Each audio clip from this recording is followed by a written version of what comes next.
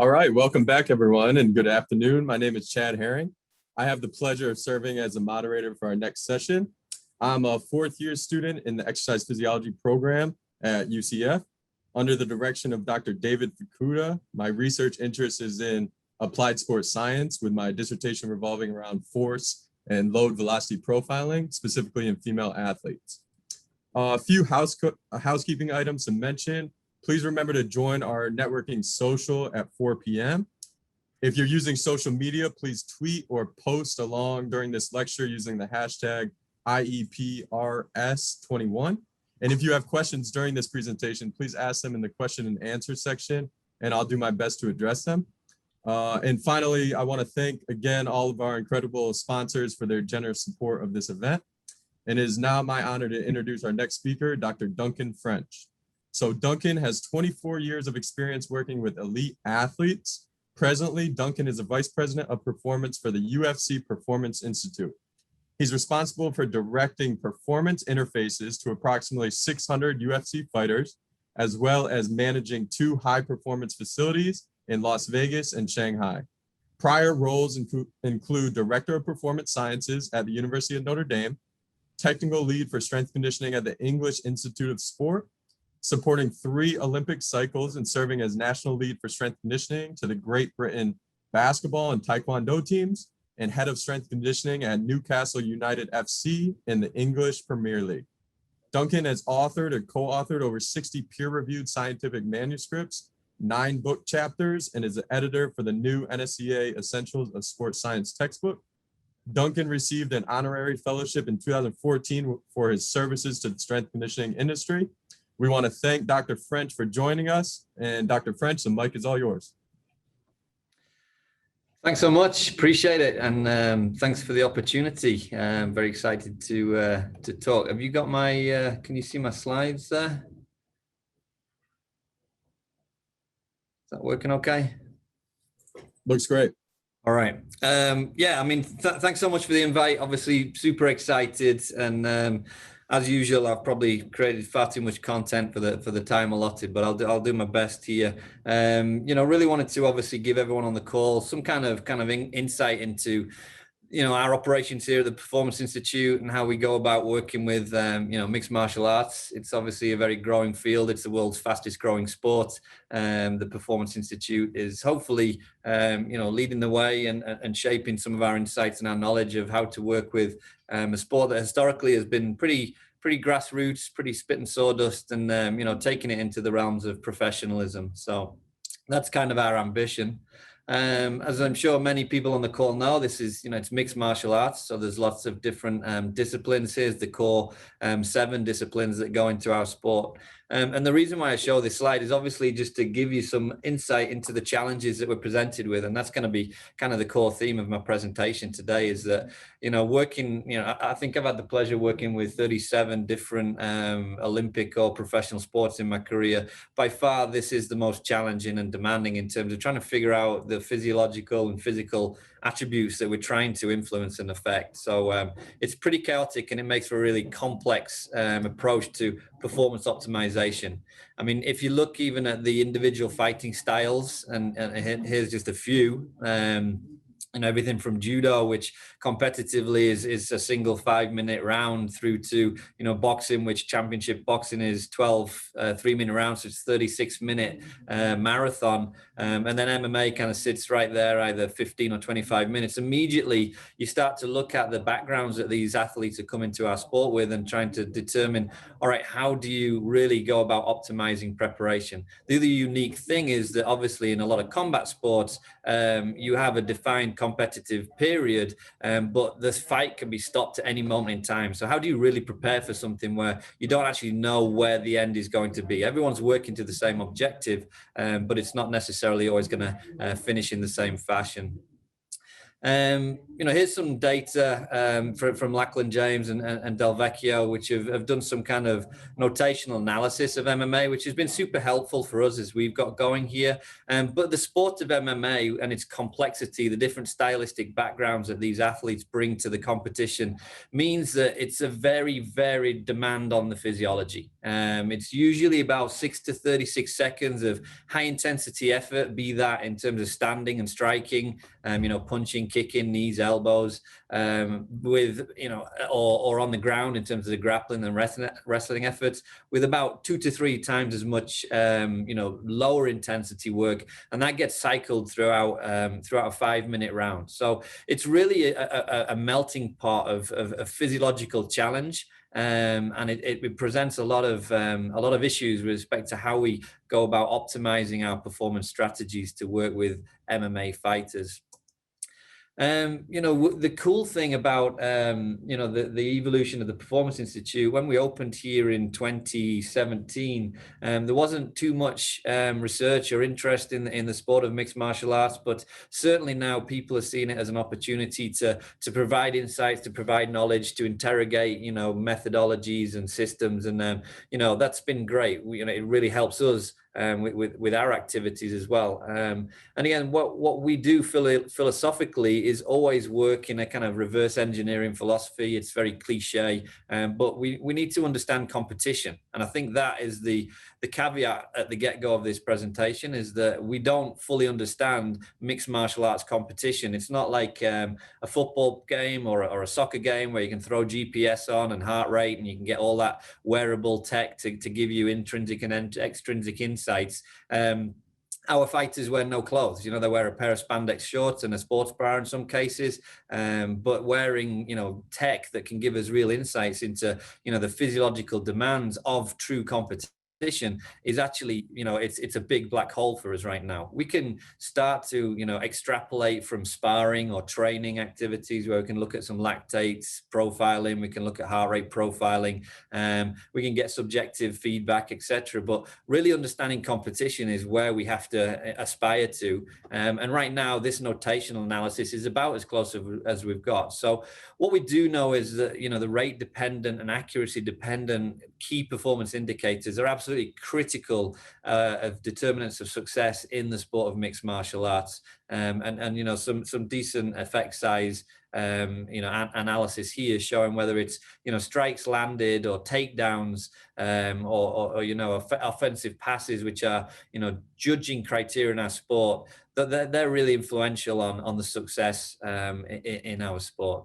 So what we've tried to do is build on some of those early findings. We've obviously tried to rank them and look at the KPIs by gender here, for example, but we have 12 different weight classes as well. So in terms of amplifying the complexity and layering on complexity, what you could imagine is that whether it's males or females, and we start to look at some of the importance of these KPIs, we know that we're largely a striking sport. Obviously, our sport starts on the feet, and total strikes landed is always, for men and women, the #1 KPI. But as we start to dig into some of the other ones, you can really start to see disparate characteristics. All right, so takedown success, which again is a judging criteria, it goes into the evaluation of judges for a fight that goes to a decision, is the 3rd most important thing for females, but it's the 19th most important thing for males. So straight away, we're creating this disparate approach to, okay, what are we prioritizing? What is it that we're actually going after? And how are we trying to influence and affect the probability of success? And I think that's what we try to do in all of our operations and all of our training systems, but it's certainly very challenging, as you can see.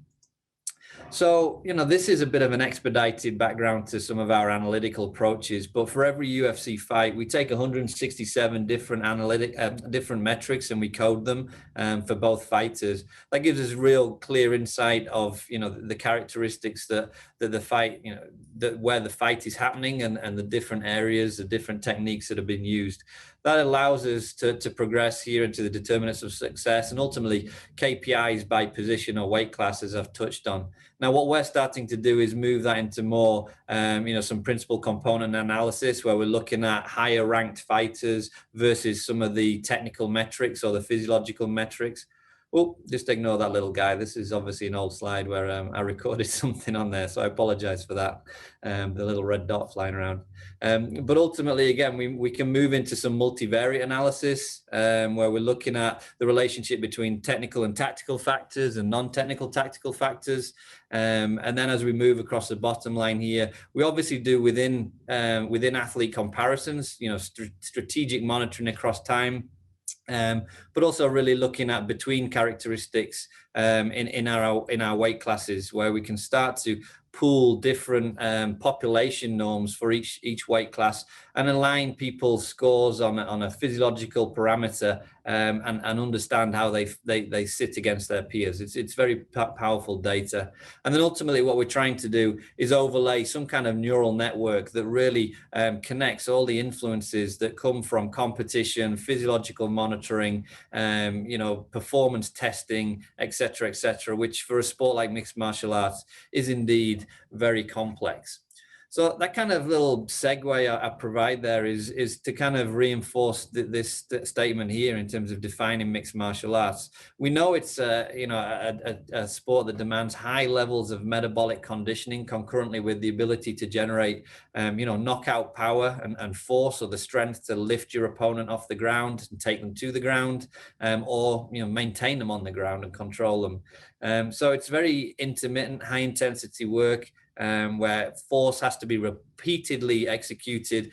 But again, it's truly a marathon of combat that can last for up to 25 minutes. And it certainly presents a lot of challenges to preparation of athletes of this nature.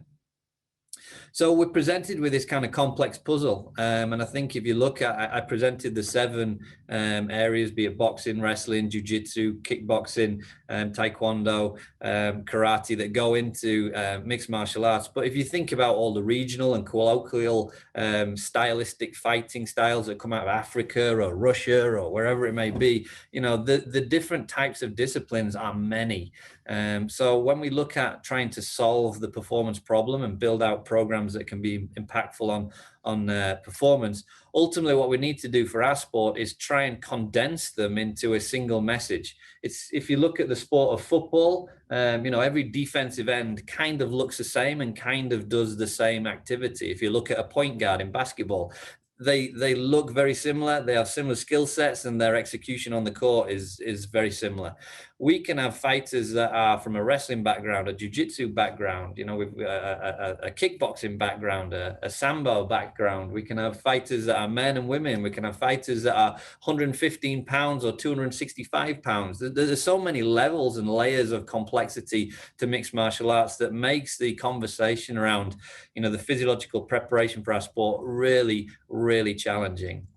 The other thing which we obviously buy into as a paradigm, and this is taken from Tucker's paper, but looking at optimizing everyone's genetic potential. And I think, largely these athletes, these fighters are coming to the sport of mixed martial arts with very different stylistic backgrounds, but they also have very different training histories and training backgrounds. We have guys and girls that we work with that have come through NCAA wrestling programs that have been in really established strength and conditioning activities for a long period of time. We've also got guys that have been brought up doing jiu-jitsu in the favelas of Brazil that have never touched a weight, that have only ever done capoeira and bodyweight training and gymnastics. We have other guys that, buy into the kind of CrossFit, like red line, smash up, highly metabolic workouts. So we see everything. And what we're trying to do is decipher that. And ultimately, as this schematic shows, understand what are the innate attributes of an individual, what is their genetic potential, and then what is that training intervention that we implement with each athlete to try and maximize that potential. I think, it's one thing which we've learned here in the last 4 years is that we as coaches and conditioners and physical preparation specialists have to be prepared to flex our system to meet the physiology and the stylistic demands of each individual athlete. We certainly don't have a fixed methodology that is one size fits all, because that's not the nature of the sport that we're faced with. What's going on here? Sorry. There we go. So yeah, and I'm in terms of just again trying to really hammer home this conversation around complexity. The other component of mixed martial arts, which is largely prize fighting at the elite competitive level that we deal with in the UFC here, is that there's no set competition schedule. So it's not a seasonal sport, a week to week sport where we know we're playing every Sunday or we're playing every Wednesday and Saturday. Our fighters will have a fight and then they don't know when their next competition is going to be. So preparation and periodization and planning is very challenging. We talked about the different skill development requirements. You're only ever going to be as good as your lowest hanging fruit. And in what I say is, you might be an Olympic gold medalist in freestyle wrestling, but if you come up against a kickboxer who is going to keep you on your feet all day, then that's going to be a challenge. It's going to ultimately lower your potential for success. So navigating that challenge is really important to us. We're obviously in a very atrocious sport. Illness and injury in particular are endemic to our sport. It's combat, it's physical, it's combative activities. So injury resilience and also return from injury is a huge component of what we do in terms of changing and flexing our strategies around contraindications. The weight management conversation is something we'll touch on in a later slide here. But again, we're a weight classification sport, and that in itself brings a significant amount of challenge to physiology, to fueling, to diet and nutrition, which we have to take into account.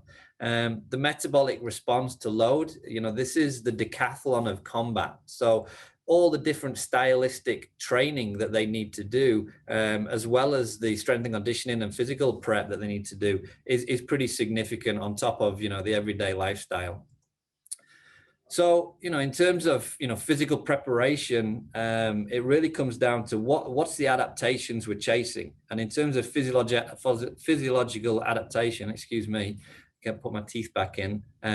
It's largely around energy production and energy utilization. And that encompasses the world of force production. So let's not forget that, the paradigm of strength and force is underpinned by bioenergetics. So when we talk about energy production, energy utilization, that then feeds into a technical execution of delivering a technical skill at speed or delivering a technical skill for a sustained duration of time required by the sport. So we strip it back and we make it very simple indeed. The problem becomes when you look at, and this is a pretty crude schematic at the bottom here is, the effort pause ratio of different combat events. So what you can see here on the left-hand side, Taekwondo is, 1 time activity for 6 times lower activity versus Jiu-Jitsu, which is, pretty constant activity in terms of Jiu-Jitsu rolling. MMA is around 1 to 4 in an effort to rest ratio. And then on the left-hand side here, you can just see different parameters, how they differ between these different stylistic combat backgrounds. So, when athletes come to us and they present, hey, my background is kickboxing, we immediately understand some of the predisposition that they're going to have for our sport or not. If someone comes with a wrestling background, again, that's going to present in a particular way. And we have to accommodate, the desire to understand, are we maximizing people's limitations physiologically and skill-based, or are we maximizing their X factors, which ultimately has got them to a world-class level? That's a conversation that we're dealing with constantly. So, metabolic conditioning is absolutely critical and fundamental to our sport. And, I've had the pleasure of working with rowing and, other high energy sports like track cycling at the most elite level of Olympians. I've never been around a sport that's got so much challenge to the various metabolic systems as MMA. So what we do is we obviously try to influence in our training strategies, biological power and biological endurance. And that's about energy production, how much energy you can produce, but also how fast you can produce it. And again, that's very much built around basic science, an understanding of physiology, an understanding of biology, and how we can use different training interventions to manipulate that consequence. The other aspect of it is then obviously maximizing the utilization of that energy. And I think that's how we look at, metabolic conditioning. It's about creating metabolic and bioenergetic characteristics that meet the specific demands of the sport, which, as I've touched on, 77% of all of our knockouts happen in 6 to 36 seconds of high intensity activity. So that's kind of where the fight is won and lost. So you have to be super explosive. You have to be able to create a submission in a fraction of a second. But at the same time, in a championship fight, you have to try and reproduce those efforts over a 25-minute period. So it really presents a challenge physiologically. We also know on the force velocity side of things, that fighters come with very different attributes. Here is just some really crude, strength profiling. From some of the literature, but also some of our data here at the UFC PI. Olympic wrestlers, 4.5 times their own body weight. Our guys sit right around, 4 times their own body weight in terms of maximal strength efforts. But we also get those strikers that come from karate or taekwondo backgrounds that are really kind of weak in terms of the distribution of physiological attributes against their peers in a weight class. So we have to decide, is that a conversation where we're trying to elevate your strength and force attributes, or do you just feel like your technical skill in striking is so good that you can actually get away with not being as strong or as you produce as much force as some of your peers in the weight class? So it always comes back to kind of the force velocity curve, really, really rudimental and basic, but you're going to have those guys that have got striking dominant profiles in terms of high velocity, and you're going to have those guys that have got very grappling dominant profiles in terms of, the strength and the force production. And we have to kind of accommodate and work towards maximizing all those scenarios. Here, we obviously look at, striking in particular. When we look at force velocity characteristics, this is Per Agard's and Jesper Andersson's work, pretty well established work. But again, when we look at the relationship between rate of force development or the velocity of muscle contraction versus maximum voluntary contractions, if we take, striking and punching here in particular, most punches happen in about 170 milliseconds to 185 milliseconds. So they're certainly happening, just around 200 milliseconds. And what we know from their work is that, 90% of the variability in terms of rate of force development or speed of contraction can actually be accounted for by maximal strength. Now, this is a huge conversation starter with our population of athletes, in as much as those guys that are pretty against resistance training or strength training, we the discussion around increasing hand speed and having fast hands by getting stronger is a real kind of light bulb moment where we can try and get some leverage in terms of understanding the complexity of the training strategy that we want to go about. If we kind of look at, and I'll expand all these, but whether it's, kicking, punching, elbows, takedowns, there's a huge high velocity, high impulse aspect to our sport as well. So it's not just maximal force, it's force at rate, it's speed, strength, it's strength, speed, it's everything across the force velocity curve. And again, we can't really not account for a particular physical attribute that makes sense, and we can rationalize why we're chasing that type of physiological characteristic in our training.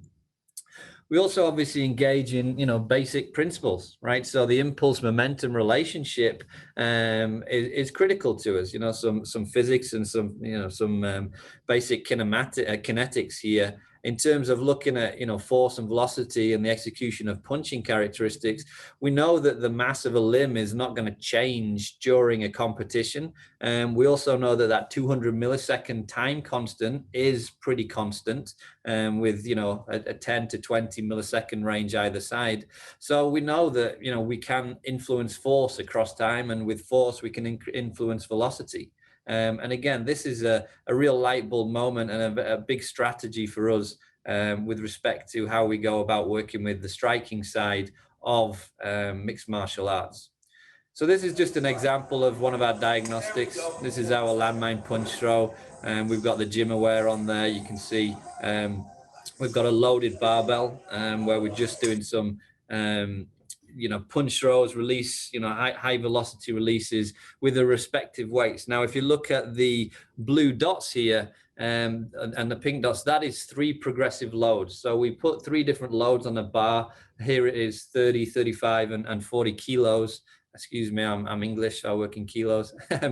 But, ultimately we're looking to try and build out a power curve so we can get these regression lines where now we've got some real interesting data from extrapolating, the diagnostic to say, well, we know what someone's projected peak velocity is at F0, i.e. what is your maximal speed, and you speak to a boxer or a kickboxer and they're going to get super excited about hand speed. On the flip side of it, we also know what the 1 repetition max is in terms of producing the highest force within that regression equation. And we can start to build out, where we should be loading to try and maximize peak power outputs. So what we do is obviously implement that type of knowledge into some of our basic, training strategies. Here on the top, you can see just a basic landmine press. And on the bottom, we've got some real high velocity band work against, resistance Kaiser as well, a resisted Kaiser pull as well. So why do we do that? What's the point of building out this understanding of the impulse momentum relationship? Well, ultimately here, what you can see, this is March 26th, May 2nd, and June 18th. You can see the changes across time in peak velocities. So largely the velocities are all coming down. You can see the changes in peak force across 3 loading patterns here, 55, 65, and 77 pounds. And then we can also understand, the changes in peak force across time. If you look at the top here, you can see, the 55 pounds, we had 1678. And then in June of that year, we were hitting 2000 watts of power. So, these diagnostics, this understanding of key sport specific characteristics is really important for then shaping our training interventions. Everybody's familiar with lower body power profiling and counter movement jump on a force plate. So I'm not going to labor this conversation too much, but I just point out this interesting fact that in our population, we really see an absence of eccentric loading characteristics. So what you would hope to see in this, this loading phase of the counter movement jump is a double hump, the double camel's hump, in as much as loading in the negative phase, loading in the negative or deceleration phase, and then loading in the concentric acceleration phase. Our guys really don't present that too much. But with training, again, we can really start to shape and influence key physiological characteristics that we understand are going to be beneficial for athletic performance. So 81% of our fighters demonstrate an eccentric to concentric difference of greater than 75% in terms of loading characteristics. Now, if you said that to a football player or a locomotive player or a field-based sport like soccer or lacrosse, where you're sticking your foot in the ground and you're loading and then exploding, you see that type of data or 75% decrement, you're going to really kind of hold your head and say, well, what's going on here? But that's kind of the characteristics that our fighters are coming to the table with. So there's some key attributes that we can chase across time. And again, this is just a loaded speed squat, but we can use different metrics here to obviously understand that where contraction times are improving and peak power outputs are improving over time. So the reason why I present this information is that ultimately, when we look at the sport of mixed martial arts, we can really create a rationale to say that whether it's in the force velocity characteristics, we know that maximum velocity for striking and punching is going to be super important. That's going to really tap into a very specific energetic demand in our ATP PCR systems. 77% of fights are won in those 6 to 36 seconds of high intensity effort. We know that there's, a speed strength characteristic, whether it's ground and pound, whether it's, certain pummeling and punching that happens at slower velocity, it changes the bioenergetics. We work in kind of that alactic and lactic conversation. We know that some of the prolonged grappling and these flurries of effort are going to really drive up lactate. And we can rationalize the need for anaerobic lactate training. And of course, it's a 25 excuse me, we can look at maximal strength efforts for, you know, picking an opponent up and suplexing them on the floor, but we also know that it's a 25-minute fight at the championship level. So starting to tap in anything longer than 3 minutes is oxidative priority in nature. So that obviously fits in with our competition structure of being 5-minute rounds. And then the other piece, which is kind of not given as much observation as it should, is that the oxidation of lipids for making weight and the low intensity, low impact cardio work is a critical conversation that we need to address. So we sit in this paradigm of a sport that is truly, concurrent in nature. And we always end up with conversations such as this in terms of, right, what's the most optimal way to schedule, whether it's clinch striking versus striking at distance, which is a very tactical distribution. You know, when do I wrestle and when do I kickbox? We also have the conversation between technical and non-technical interactions, such as, you know, when do I set up glycolytic conditioning and sparring? You know, where do I put those components in the week? Or there's also, the challenge of concurrent training, of how do I look at different physiological parameters being performed at the same time and mitigating the impact of concurrent effects. So when we look at, concurrent training for our sport, and here's the historical view of any literature in the world of concurrent training, it's looking at aerobic physiology versus maximal strength training, which is a bit rudimental. We can really start to flesh out every single energy system and say, well, there's a rationale to have that in our sport. And we can look at every component of the force velocity curve and say, well, everything's important for that as well. And we've got to understand, well, is that coming from a technical and tactical impulse, or is that coming from a non-technical and tactical impulse? And that for us is truly an understanding of the overview of the total training stimuli as a whole. So when we look at the distribution of these different areas and looking at adaptations, we take into account the training load for the decathlon of combat sports, but also the non-technical and tactical training that these athletes are doing. So we very much have a adaptation-based philosophy. It's not about the exercises or the methods that you choose. It's about understanding the adaptations that result from applying the different tools and methods. And that's key to our philosophy here. One of the strategic conversations that we get from the start is kind of understanding, is an athlete, a fighter, in a weight management strategy, or are they in a performance optimization strategy? And I wish I could ask this question, to the group, but ultimately think about it. If we say, all right, how are we going to manage weight and cut fat and burn fat? You're going to say to me, low intensity cardio. All right, well, that type of training paradigm is not related to high intensity sports competition. That's the antithesis of what performance optimization is. So we have to understand that, because in our sport, if you don't make weight, you either don't compete or you're going to lose a lot of money from your fight purse. So that has to be the first conversation.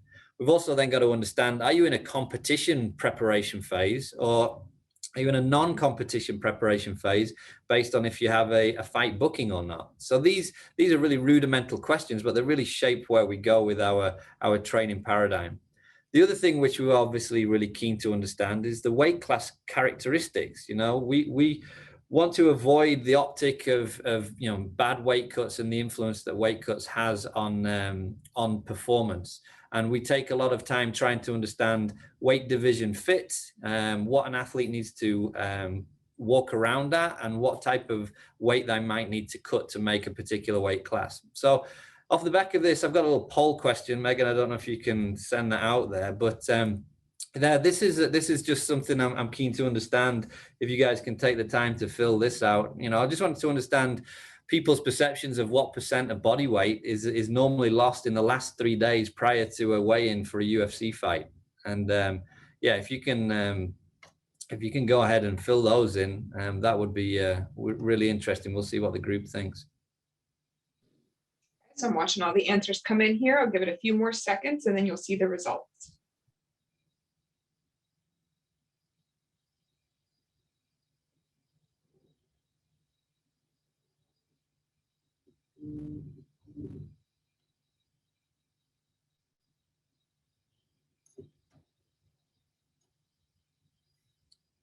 All righty. So yeah, what's this? 24%, 2 to 5.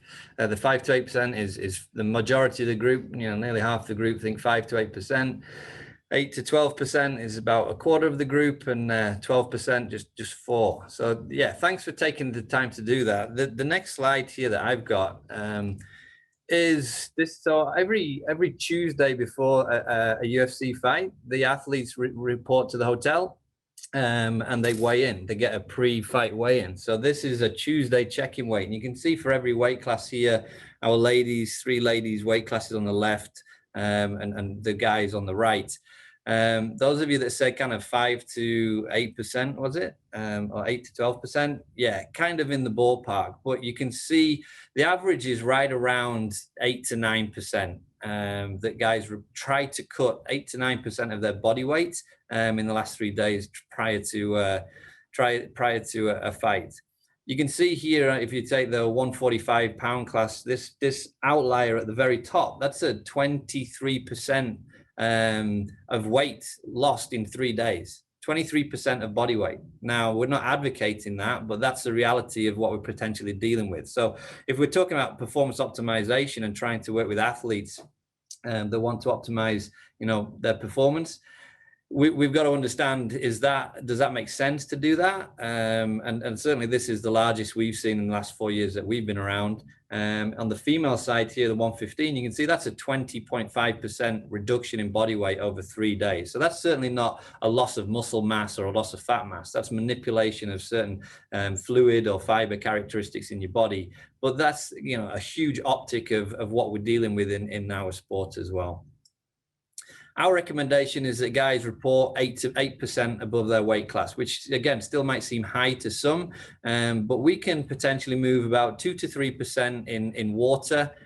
We can remove about 2% in fiber, and the rest in the removal of sodium. So some acute strategies that we're pretty confident that that's a good recommendation, and anything above that really becomes problematic for weigh-ins.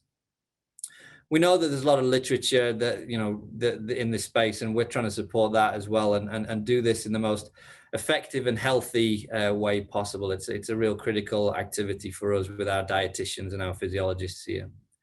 So when we look at our diagnostic suite, you know, for us, we look in 5 major areas: the physiological and the physical on the top left. We look at behavioral characteristics, our clinical characteristics, and our competition characteristics in the bottom left. And then obviously we throw that into a pretty robust data analytic process so that we can use objective insights to shape the program in the middle, which is about decisions from data, health and well-being as the foundation of performance, outcomes that are usable and that will truly impact our programming.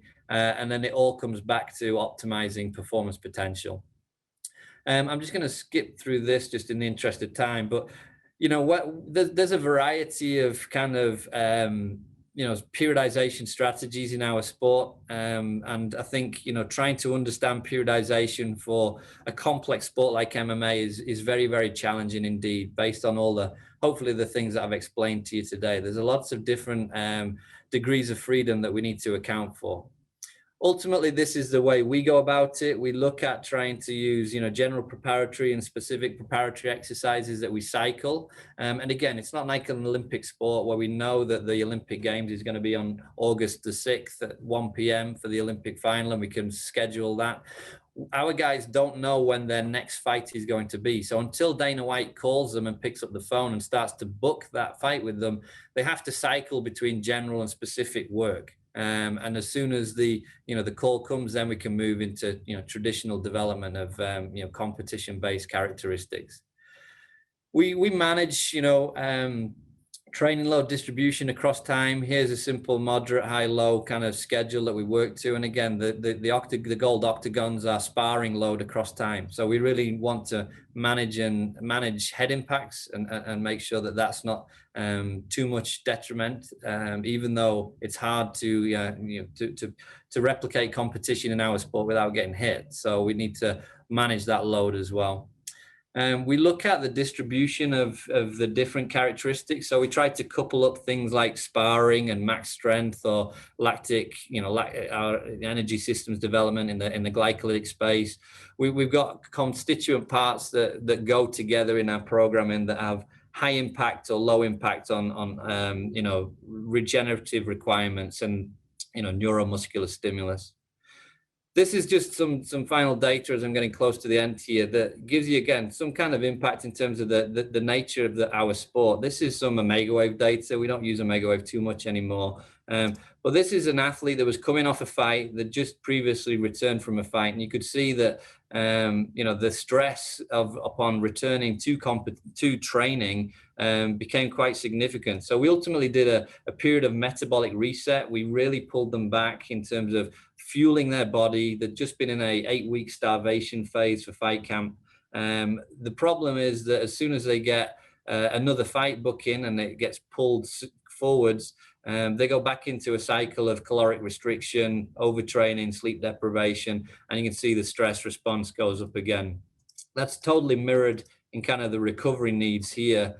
So again, when you're looking at this athlete going into the competition in May, really that's not been managed very successfully from the data that we saw. So those are the types of things that we really try to influence. And just to finish off here, what we obviously try to do is look at the basic science, the physiology of our sport here on the left-hand side, look at the different areas and attributes that we really need insights to. We obviously try to get a diagnostic and objective insight that will direct and lead our programming in the middle column there. And then why are we doing it? What is the ultimate purpose for each of the characteristics that we're trying to monitor? And hopefully what you've got from my conversation today is that that's super complex for a sport like mixed martial arts. Just to make it simple, at the end of the day, these are the 6 things that we go after. We want to optimize training. We want to maximize performance potential. Health and well-being is critical in the nature of our high intensity sport that really suppresses, metabolism and levels of health. Therefore, recovery and regeneration are super important. We want to mitigate injury, and we always want to create competitive advantage. So that was a whistle-stop tour, and I apologize because I ran long and I knew I would, but hopefully that kind of just gave everybody on the call some insights into the challenges that we're presented with in MMA and here at the UFC. So thank you for listening. I appreciate it. All right, thank you, Dr. French. And we'll probably just have 1 or 2 questions real quick. And I promise I didn't type this question, but one question was, how do you attain a path career similar to yours? And one student listened to Dr. Downs' presentation and asked about internships. So how would you go about attaining an internship? Yeah, so real quick question. I mean, we have internships here at the UFC Performance Institute. Obviously, we don't have a massive team, so we've got one group of athletes. So we're not like an NCAA institution that's got lots of different sports to work with. What I will say is that we've hired 5 of our interns over the last 4 years of existence. So our internship program means something. It's impactful. And yeah, we have internships in nutrition, in sports science, and in strength and conditioning. We also have some clinical placements in our medical space. Internships, as Megan previously mentioned, are super important and can be a great opportunity to embed yourself in industry, to build professional relationships and those types of things. With respect to my own career, listen, I always try to have as many strings to my bow as possible. I've got a history as a strength and conditioning coach, but my Ph.D. is in exercise physiology and endocrinology. I've always tried to write articles, to publish, to sit in the academic space, but also to seek out applied experience as well, which ultimately I sit in now and I'm able to combine both of those kind of areas of expertise. So yeah, the more strings to your bow, the better. And as someone that recruits other people, I always look to, versatility. I want bang for the buck. So I don't want someone that's just going to come with a one-trick pony, let's say. All right, great. And a lightning answer, if you can, Dr. French, in terms of the various styles, disciplines that make up MMA, have you ever been able to determine if there's one discipline that has the highest win ratio? Well, what I would say is 57 of the former UFC champions have a clearly defined stylistic background. Right now, whilst we're a stand-up sport, I think wrestling is probably the best prerequisite into our sport based on what the sport is becoming and the skills that are required. So whilst it's a stand-up sport, it begins standing up, and it's primarily, you think back to those KPIs, the majority of them were striking orientated. Actually, the wrestling and the grappling is particularly where it's going right now. Great. Thank you very much, Dr. French. And a reminder, he will be at the 4 p.m. Social for a few minutes. Thank you. Thanks. Sorry, Abby, for running long. I apologize.